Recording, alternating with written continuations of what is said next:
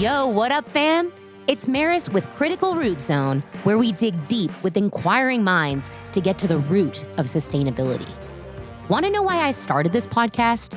My belief that a positive, sustainable climate is critical to me and you, and all that we love and enjoy about our planet. I want to learn more about the problems we face on a daily basis, and why they seem like we have no control over them, because I believe we do. My guests will range from all walks of life. And I want to hear from you. What do you think? What do you believe? Let's make a lasting and permanent change together. Please subscribe and join me as we get to the root of the problems here on CRZ. Welcome back to Critical Root Zone. I'm your host, Maris, and it's 2024. We're back. Took a little break, Every once in a while, you got to let things simmer, come back a little stronger, a little readier, let's get things rolling. It's 2024. I'm super stoked to be back here. Critical Root Zone was a podcast I started to get to the root of sustainability. And I just like talking to people, to be honest. I love telling stories. I love sharing experiences. And I think that is the connecting factor with sustainability, because people are the ones contributing to the growth, to the problems, to the challenges, to the successes. And so it's really important for us to talk about what's going on. What are we all doing? We need to be inspired. We need to be encouraged.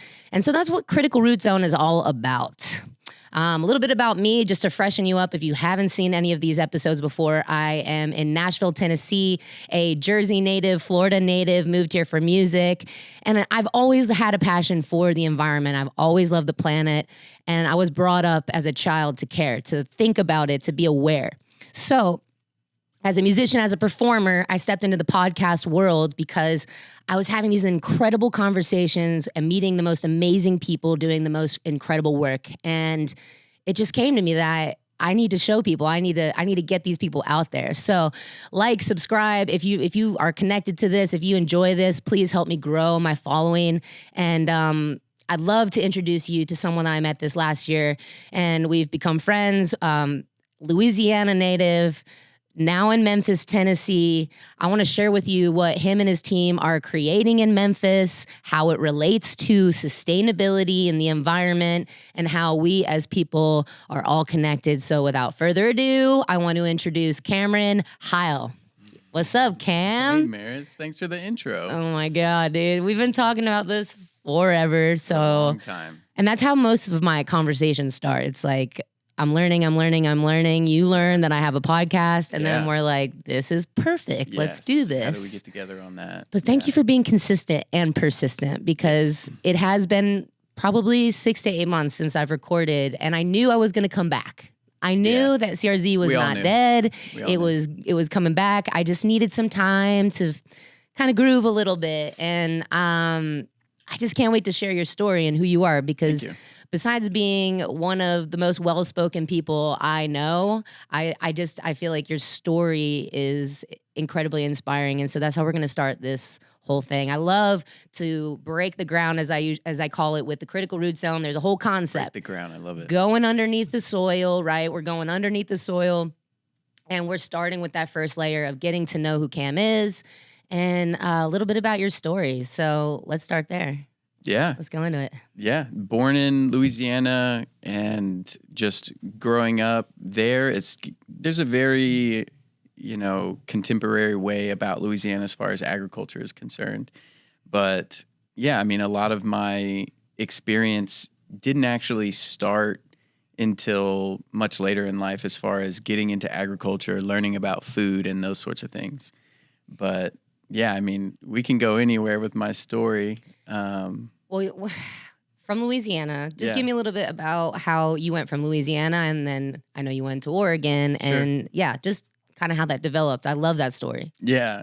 So I started a company when I was 21, and essentially it was a series of events that led me to be really frustrated with this contemporary idea of agriculture. And for me personally, it was landscaping. I got my start kind of in agriculture at a nursery.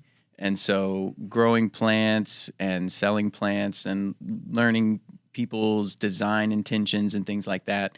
And I had so many ideas, and I met my future business partner there at the nursery as well. And we were kind of just always sharing ideas together and really inspiring each other. And so we go to our management team and we say, look, y'all, we've got these great ideas. Like, let us design even just this one pathway and make it more aesthetic and make it just better designed. And we can teach the customers that come through based on this design aesthetic that we've built. And it'll make our jobs way easier. And they literally told us to basically get out of the office, that we were not paid to think, and that just go back out essentially in the field and do your job. Nice. And so pretty much we sat down dismayed and just decided that that was not our path and that we needed to start our own company. I love how that diverts some people. Like, you can go both ways. You can go either way, right? You can be like, oh man, dream squashed, I'm done. Or you can be like, I think I'll do this on my own then. Thank you for the idea. Yeah. That's definitely how it was. There's roadblocks all the time. And, you know, I helped my friend start a business when I was 19, and my dad has been an entrepreneur my whole life. So I've always known that that was an outlet. I've always seen that that was an option, that you can actually just do everything yourself and for yourself. And so when confronted with that obstacle, I knew that that was a path. I didn't have this is immediately shut down. I don't have any more opportunities here. It's very much like, now I just have to go a different direction. That's not how everyone thinks, by the way. I feel like that's not the popular way. Yeah, it's not the easy way. Right. It's really, really hard being an entrepreneur. It's really hard taking accountability for your life and your choices. But yeah, that's my path. So you decided to take that idea and run. I did, yeah. So we started a company, and very quickly we were just picking up small jobs for landscaping. And the intention of our company was to be a sustainable landscaping company, of which there were none in Baton Rouge, Louisiana, where I'm from. It was very much contemporary, all the same thing, you know, the same 40 types of plants that are planted. Everybody's got grass, everyone's got irrigation. Everyone uses these salt-based chemicals and pesticides and things like that. And we were just so done with that. And thankfully, my business partner then had traveled the world. He had been to other places, and he had done his research, and he already knew that this was his path. What's his name? Sean? His name's Sean. Yeah. Shouts out to Sean for sure. My original inspiration into permaculture and into this whole design study and philosophy that I now practice and preach all over the place. And it was all just started hanging out at the nursery with Sean and just nerding out about plants. Nerding out, getting high, and taking care of plants. Yeah. So Sean and I start this company, very idealistic, very visionary, very much, you know, just how far can we take this and where is this going to go? And just in a couple of years, we're able to have a lot of success doing small jobs, medium-sized jobs. We did our first large commercial job at about the 3-year point, and it was like the biggest check I'd ever seen in my life. Nice. And can I ask you a quick question though? Sure, yeah. What makes agriculture sustainable, or not agriculture? Sorry, landscaping sustainable. Landscaping. So there's some design elements that you can add into even the basic lawn or landscape to make it more sustainable. You think about capturing and storing energy. So there's water that comes onto the land. There's sunshine that comes onto the land. All of that is energy, and it's an opportunity. So your generic landscape is going to have runoff, which is pulling away soil and pulling away nutrients and pulling away that energy you're trying to store. So even just a simple water management practice for a piece of land, even if it's just your front yard, can go a long way into making a difference and a more sustainable impact on the space. You guys were thinking of those designs. Yes. And not using the chemicals or things that... Yeah, that's another big piece of it. You know, just where does the fertility come from? Where does the pest management come from? Because in the South, there is no argument we have the most pest pressure in the country, especially in the deep South where I'm from. It's the tropics. Yeah. So you've got tropical weather, you've got tropical pests, you've got things coming in from, you know, the nursery industry from Asia and Mexico, and you've got all these different things to contend with. So you really have to be creative in trying to figure out how you want to take care of your space and how you want to design your space. Right on. So you started getting some jobs, some big jobs. Yeah. Getting paid. Yeah. Our bread and butter was smaller jobs and working directly with the homeowner and helping them just beautify their landscapes and make it safe for their kids to play in and their pets to dig around in. That's what most people were concerned with. And then once we started to acquire some of these bigger contracts and move into bigger projects, it was like, okay, well, this is a new development that's going to be here for 50 years. How do we cultivate a landscape that's going to not only grow, but become more beautiful and more sustainable? So then our design elements went from, a 1 to 5 year plan to like a 40-year plan. Wow. So how do we put a system in place that can, initially it might need a little bit of irrigation, but in 5 years, there's going to be no more irrigation. And in 20 years, it's actually going to store enough water that it can percolate to another space and help water another space. So it will actually bring some of the fertility that we're capturing and storing and run off a little of it and bring it to another space. What a concept. What a concept, preparing for the future when you create processes now. Yeah. Love that. Yeah. We need that. Yeah. So, and that's kind of basic permaculture design principles. It's, how do we make something today that's going to continue to cultivate itself with as little effort as possible from us with the highest output on return? And the way that we define the return is that how does it care for us? How does it care for itself? And then how does it give back to the system at large? Beautiful. So then from there, I think I remember you telling me like Sean had a family and you guys were doing the thing, but he eventually kind of got family man style. Sean's family trajectory was always to be a stay-at-home dad, and we love that for him. And he's still just like the patriarch of the home, and in that way of like providing for the family with care and with construction and building and all these things. So that was always their plan. So we knew that as business partners working together every day in the field, we knew that eventually he was going to be backing out from the business. And so when he and his wife Karen started having children and he really needed to devote more time to the family, then I started backing off from what I was asking from him. He switched more to just designing the things for us. And I was hiring out help to do the installs and the design work that we did. So at that same time, totally serendipitously, I met my future mentor, Kenneth Rust, in Baton Rouge. And Ken had just moved back from South Carolina, where he had an aquatic nursery and aqua ecosystem company. Yeah. And he had big aspirations moving back to Baton Rouge. And he is such a hustler, and he is so talented and smart. He was just running this business himself and doing much the same type of work that Sean and I were doing, where working with smaller customers in their homes, in their yards, and building them water gardens. And so I started working with him as a subcontractor, and essentially was his first employee, so to speak, with his company, Enterprise Aquatics. And we still work together to this day. In fact, I'll probably give him a call today and just tell him how happy I am.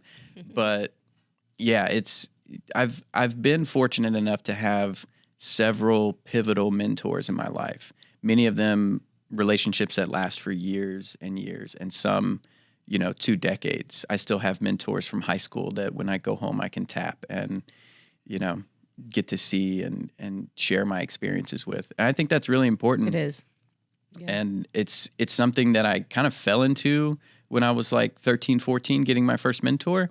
But after that first relationship, that specific mentor was like very pivotal to me. And I realized that like, this is something that can happen throughout life. This isn't just like a one-time thing. Yeah. So then I got this kind of like laser vision for people. And when I meet people that are like smarter than me or that are, just successful in a way that I see that is... You see an opportunity to learn and grow. Someone that's going to challenge you and push you. And that's there's a lot of vulnerability in that. Like there's an openness that I think I had to develop over time. I've always been pretty open, I'm not gonna lie. My mom would tell me, oh, I would take you to the store when you were a kid and you would just, I'd be like, oh, there she is talking to 4 strangers and she might be leaving with one of them. But, might be leaving.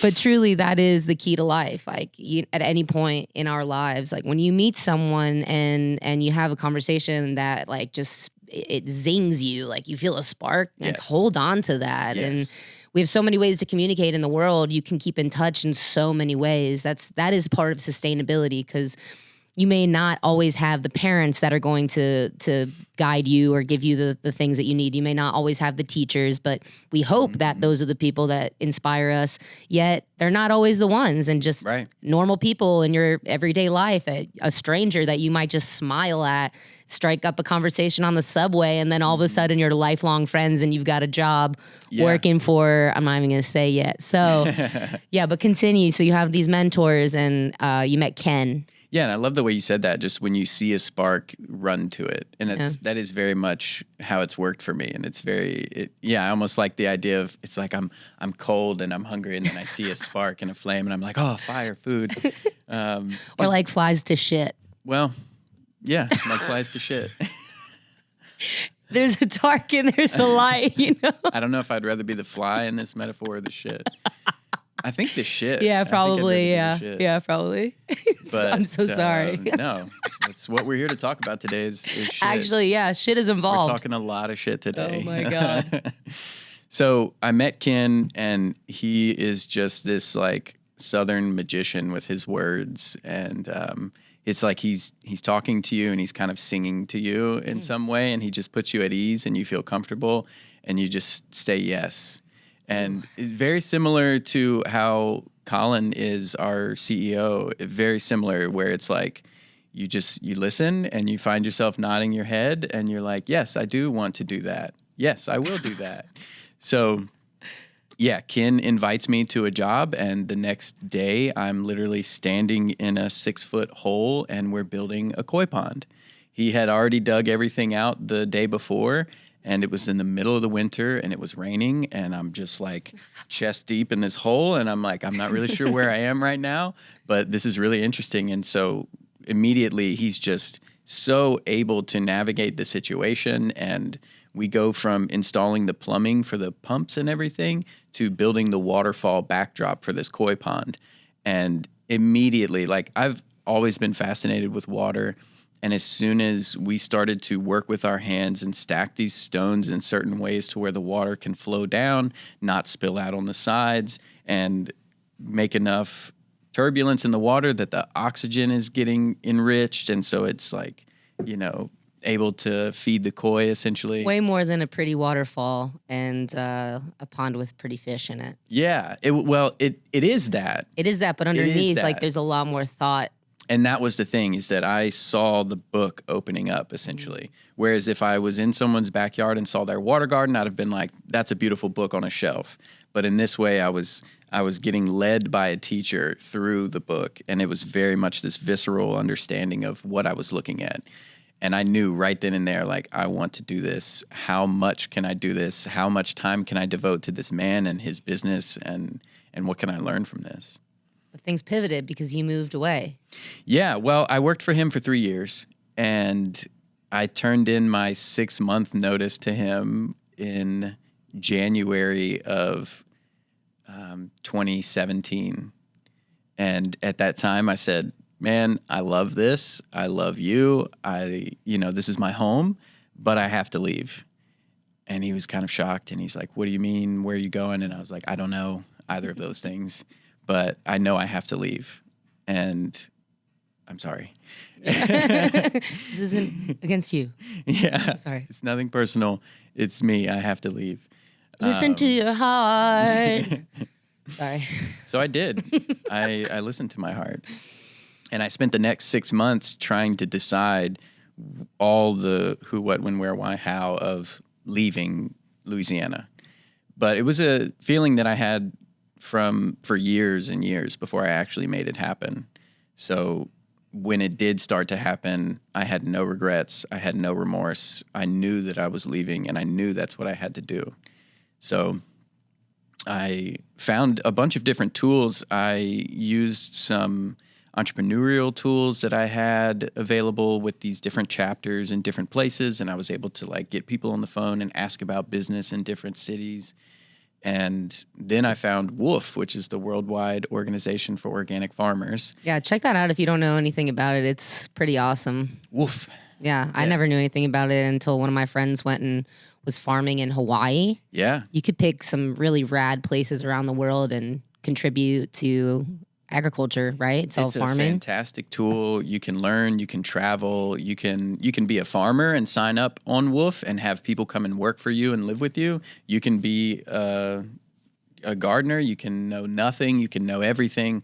Thankfully for me, I had all these skills, so I was able to leverage all of that. So you don't need a resume on WOOF, but if you have one, people will look at it. And so when I'm like, hey, I want to come move to your farm and help you do whatever you're doing, and then I just slide this resume in there as well, and it's like half a decade of experience with all these different things, then I was all of a sudden very important to these folks who are used to just having someone come stay for a week or two with little experience. All of a sudden I was like, I want to come live on your farm for an entire season, maybe longer, and I can help with all of these skills that I have. Yeah. So yeah, WOOF participates in over 100 countries around the world. So when I first opened up the software and I was looking around, it's like, wow, where do I want to move? How far away do I want to go? And initially it was like as far as possible. So how can I find the most remote place, the farthest away place? And, looked at New Zealand in a very romantic sense. Immigration there is actually not easy at all, so that went out the window. Looked at Spain and Portugal and just really let my mind wander and try to find these faraway places. But eventually realized that actually what I want to do is a springboard, not a launch pad. So I want to move somewhere close enough to where I can still feel the support of my family and my, I don't even know, banking system, Yeah. Like I don't want to have to change currencies. I don't want to have to learn a new language on the fly. So actually, let me just say, how far can I move in the U.S. from where I am? And so that I just started looking at the boundaries, Alaska, Southern California, Maine, Oregon, and then looking into Oregon more and more and knowing that I could die a martyr in Louisiana for sustainability. Because at the end of the day, we had a lot of success with our company, but people didn't really care that much. It was a bottom line thing for a lot of people. It was a bonus that it was sustainable, but that wasn't what they wanted to buy. So again, that's why I had to leave Louisiana. So going somewhere like Oregon, sustainability is the norm. Regenerative agriculture is the norm. It's the epicenter for these things, actually. So Oregon started to make a lot of sense really fast. And as soon as I started to hone in, my circle got smaller and smaller and smaller, and eventually led me to a farm in Eugene, Oregon. And Eugene was a really cool city. It's a small town. It has a river running through it, just like Baton Rouge, just like Memphis and Nashville. And I just find myself really attracted to these cities that are close to the coast, flowing water, that sort of thing. So Eugene started to make a lot of sense. And then I found this farm on the outskirts of town because I knew I wanted to be in the countryside and not in the city. I needed time to recharge and relax. So yeah, I interviewed with this farm. I got offered a really nice position and was packing my stuff all the while and moved on my birthday in 2017. That's right, on your birthday. You were turning how old? I was turning 27. That's so dope. And you told me a little bit about the farm. It was a female-owned vegan farm. Yeah. So again, how far away from my comfort zone can I get? So it was a vegan farm. I was not a vegan. I am not a vegan. And it was woman-owned, which even in Louisiana was kind of like, oh, I wonder what that's about. That kind of language wasn't really there in Louisiana yet. But again, out on the West Coast, it's like people are looking for that. People are proud of that for different reasons than they would be in Louisiana. So, yeah, it was a hell of an experience.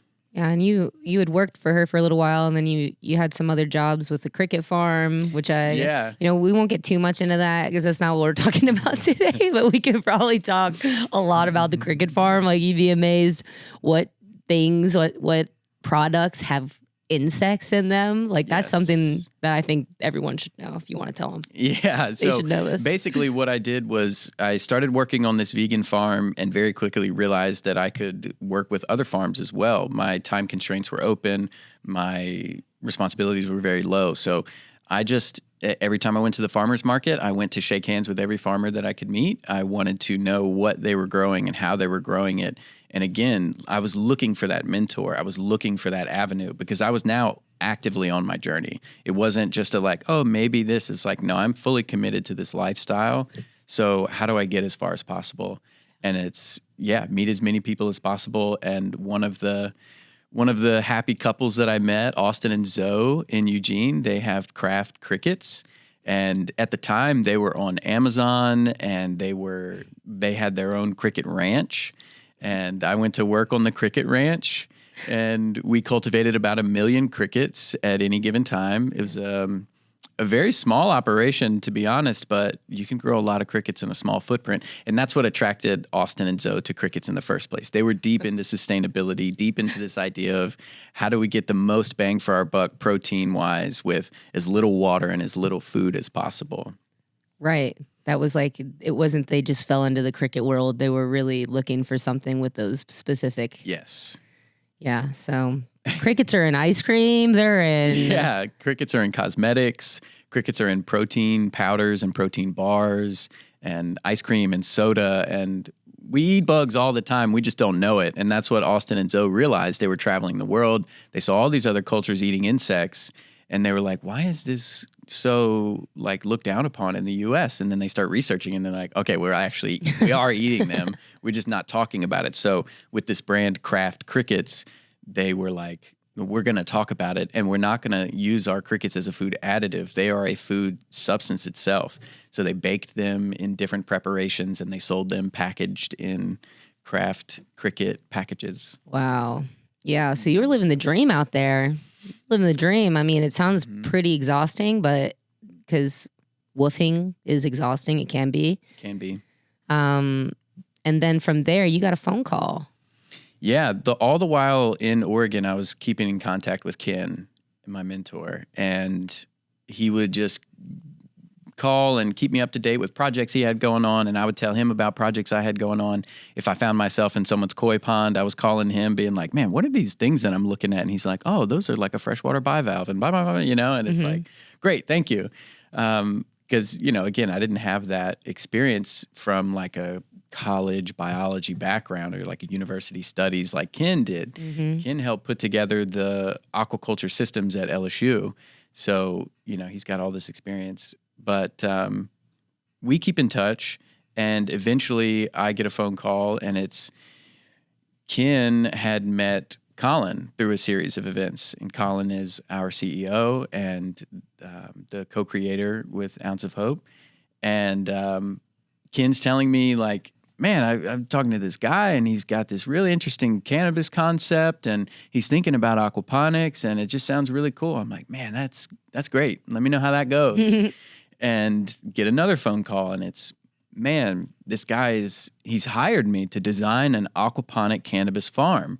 And he wants to do it in Memphis, in Tennessee. Like, there's no one around doing this. And this is the first time I've designed a farm so big. And he's pumped. And I'm like, great, man, I'm happy for you. Like, let me know how it goes.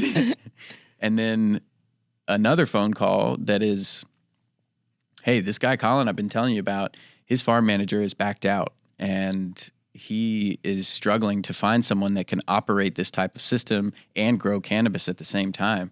And I was like, man, that sucks. Yeah. Tell him good luck. Dang. And he's like, no, stupid, I'm asking you. This is an opportunity. Are you interested in this? And I was pretty speechless and tried to kind of push it off and say like, hey, I need to think about this. I don't know if I'm interested. I haven't even considered this. And he said, don't think. Tell me what you feel. Are you interested in this? I like this guy. And I said, yes, I'm interested in this. And he goes, okay, great. What would it take you to move to Memphis and start this company with him? And I'm like, man, let me call you back maybe. Like, let me think about this. And he goes, don't think about it. Tell me what it would take for you to do this. And I took a deep breath and I just started talking, and he let me go for a few minutes, and I kind of stopped, and he says, great, I'll call him. I'll let you know. And he hangs up the phone. And Abracadabra. What did I just do? What just happened? That sounds crazy. Didn't know what to think. Didn't know what to feel. And then 2 days later, I'm on the phone with Colin, who's interested in my story and interested in my experience, and also has his own fascinating history with marijuana, with the legalization efforts in Louisiana, and then also with his vision for what this one-of-a-kind farm could be that no one else is doing. Yep. And if you didn't hear what he said there, like mid-story, but he said ounce of hope. Ounce of hope. In Memphis, Tennessee. And so what's your official title over there? I now am the director of business development. Yes, he is. Yes, he is. And so we're going to stop there. We're going to stop there because we want to talk all about why Ounce of Hope is special. My hat. You bought me this hat. Yep. I've worn my other one on another show, on That's two a other gift shows. from Colin. This was, yes. Oh, thanks, Colin. But it's a really special thing that they're doing, and I wanna cut here, and I wanna get into that in a whole nother episode, so we can really get into what aquaponic farming is, and that will end our story. Did you want to talk about anything else in your life that may be like, okay, one last question. Do you think that anything in your childhood or your upbringing contributed directly to like where you are in your life right now? Like how you've become so experienced in these things? Like was there an experience or a person or yeah? Yeah, it makes me think two things. Both my grandmothers are Cajun as fuck, and that's my heritage. And it's very much live on the land, grow from the land. No one's going to support you. There's no help coming. You have to do this, and you're in a hostile environment. So I grew up watching them cultivate plants and eating from their gardens. Yeah. And that was cool to me as a kid, but it was not interesting at all. I remember walking through the gardens and being like, yeah, cool plants, but had no interest in it. I was much more interested in animals and like, you know, even just the birds flying around were way more interesting than like the plants growing in the soil.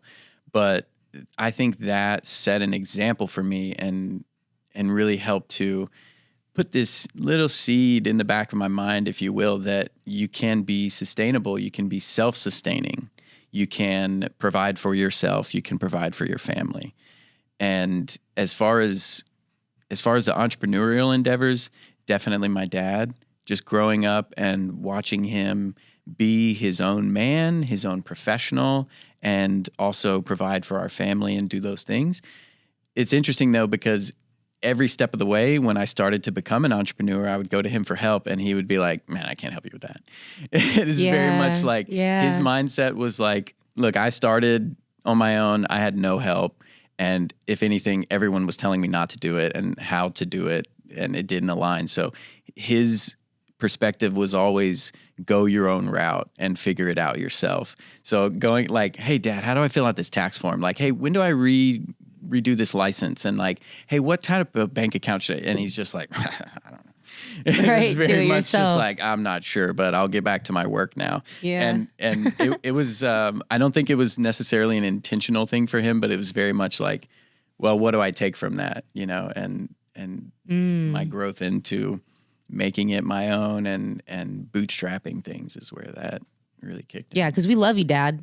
We love you, Dad. Thanks for giving us some out to Dad. tough love or just, you know, the little push to say, yeah, you got this, you know? Wow. I love that. Thank you. And we're going to have so much more fun. There's so much more to talk about with aquaponic farming and cannabis and what's going on in Tennessee and Ounce of Hope. So stay tuned for that. But remember, CRZ is all about getting to the root of sustainability. And I believe that that's people. That is the connection between us and what we do, what we're capable of doing, how we help one another. And just if you want to love the planet, We gotta love each other. And in order to love each other, you first have to love yourself, like what's inside here. So next episode, CRZ, aquaponic farming with Cameron Heil. We'll see you then.